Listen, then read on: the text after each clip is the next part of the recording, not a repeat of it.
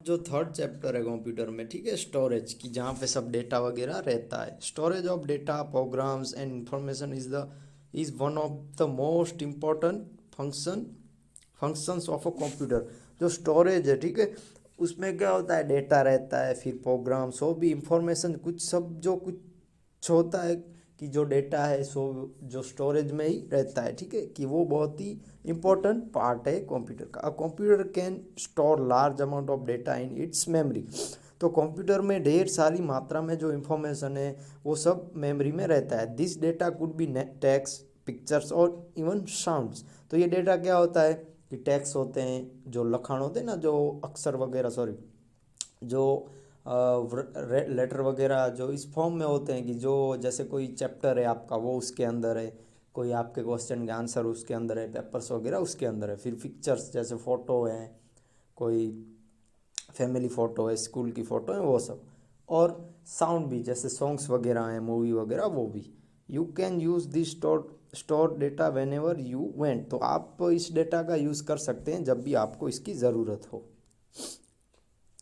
There are two kind of storage area in the computer. In a computer, computer में दो type के area होते हैं storage के। जैसे हमारे इलाके में कैसे एरिया होते हैं कि उस एरिया में गांव की स्टार्टिंग होती है, उस एरिया में गांव की एंडिंग होती है। तो इस टाइप के कंप्यूटर में भी स्टोरेज के दो एरिया होते हैं, primary memory and secondary memory. कि जो प्राइमरी मेमोरी है और सेकेंडरी मेमोरी है, this can be clearly understood from the following illustration. तो यहाँ पे हमको बताया गया है जैसे स्टोरेज। फिर यहाँ पे प्राइमरी मेमोरी में क्या क्या आता है, रैम प्लस रोम। फिर सेकेंडरी मेमोरी में hard disk, CD, DVD, USB, flash drive. अब फर्स्ट हम दो पढ़ लेते हैं, ठीक है, प्राइमरी मेमोरी के जो रैम और रोम है। फर्स्ट जो primary memory is also known as a main memory और इंटरनल मेमोरी। जो प्राइमरी मेमोरी है उसको मेन मेमोरी भी कहा जाता है और अंदर की भी मेमोरी कहा जाता है। There are two kind of primary memory. RAM, random access memory. जो रैम है उसका फुल फॉर्म है रैंडम एक्सिस मेमोरी। तो फर्स्ट हम रैम के बारे में स्टडी करते हैं। RAM is a temporary memory date. जो रैम है वो टेम्पररी मेमोरी है, ठीक है। डेटा, प्रोग्राम्स और information store in RAM in the form of electric pulses. तो जो इसमें डेटा वगैरह होता है वो इन्फॉर्मेशन स्टोर कहाँ पे, जो स्टोर्ड में होता है वो किसकी हेल्प से होता है, इलेक्ट्रिक पल्सिस। माने इलेक्ट्रिक पल्सिस, जो इलेक्ट्रिक के वायर वगैरह होते हैं वो।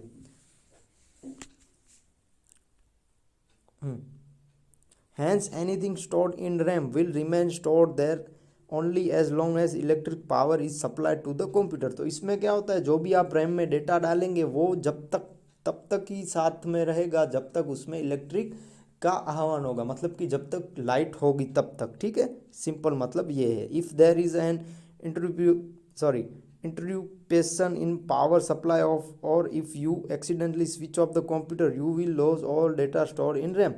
तो देखिए, अचानक ही लाइट चली जाए या पावर सप्लाई कट हो जाए या फिर आप कंप्यूटर को स्विच ऑफ कर दें तो जो भी डेटा है वो रैम से निकल जाता है। You can not retrieve the lost data even if the power supply is restored और you switch on the computer again.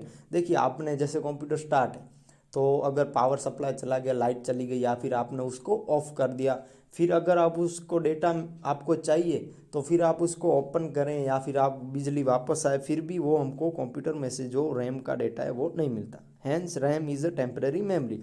तो इससे हमको मालूम पड़ता है कि जो रैम है वो टेम्पररी मेमोरी है। In RAM information is stored using bytes, binary digit 0 और 1। तो ये थोड़ा इंपॉर्टेंट है कि रैम में जो इंफॉर्मेशन स्टोर होती है बाइट्स में, ठीक है, बाइट्स में, उसको बाइनरी डिजिट कहा जाता है, 0 या 1। Thus a byte can contain only 2 digit, 0 और 1। तो जो बाइट का जो कंटेंट होता है उसमें दो ही डिजिट काम आते हैं, 0 या 1। This method of using only 2 digit is called binary system. तो ये जो मेथड है जिसमें 0 और 1 का यूज़ करते हैं उसको बाइनरी सिस्टम कहा जाता है। A number or a letter you enter using the keyboard is stored in RAM using 8 bytes। तो देखिए, जिसमें आप जो ये जो हमको बताया गया बाइनरी सिस्टम का, इसमें आप जो भी नंबर कीबोर्ड पे यूज़ करेंगे उसमें 8 बाइट्स होंगे। A group of 8 bytes is called a byte. Bytes, देखिए, जो ग्रुप 8 बाइट है, 8 बाइट्स है, उसको क्या कहा जाता है, बाइट कहा जाता है, ठीक है। बाइट्स और बाइट में आप समझिए, 1 character equals to 8 bytes, 1 bytes equal to 1 byte, ठीक है। ये जो लास्ट वाला है ये थोड़ा इंपॉर्टेंट है, ठीक है, कि 1 कैरेक्टर नंबर या letter equals to 8 bytes, BITS bytes equal to 1 byte, BYTE, ठीक है, बाइट वाला आप ये समझ लीजिए। उसके बाद रोम है, रीड ओनली मेमोरी।